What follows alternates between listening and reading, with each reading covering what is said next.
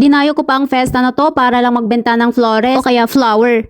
At alam nyo ba guys, kahit sobrang simple lang ng flower na paninda ko, grabe, ang saya-saya talaga ng couples kapag bumibili ang lalaki para sa kanyang babae. I mean, para sa kanyang girl. At alam nyo ba guys, yun ang dahilan kung bakit gustong-gusto ko tong ginagawa ko. Hindi naman tungkol sa kung gaano kamahal ang regalo o kung paano mo papasayahin yung babae mo, yung loved one mo. Ang mahalaga ay ang damdamin sa likod nito.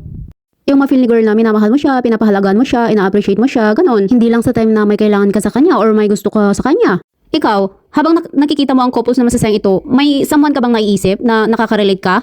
O may naisip ka rin bang gustong bibigyan ng flower para pasayahin siya? I-comment na sa baba para malaman natin. Huwag mo nang hintayin ang espesyal na araw bago ka pa bibili ng flower at ipaparamdam sa isang tao na special siya sa buhay mo. Bumili ka na ng bulaklak, bigyan mo siya at sabihin love mo siya. Kung gusto mo pang makakita ng iba't ibang kultura at lugar dito sa South America, Brazil, just follow and share. Isasama kita sa lahat ng biyahe ko. Ito ang iyong amiga, ang naghatid ng kasiyahan sa buhay ng mag-asawa sa pamamagitan ng bulaklak. Thanks for watching. Bye-bye!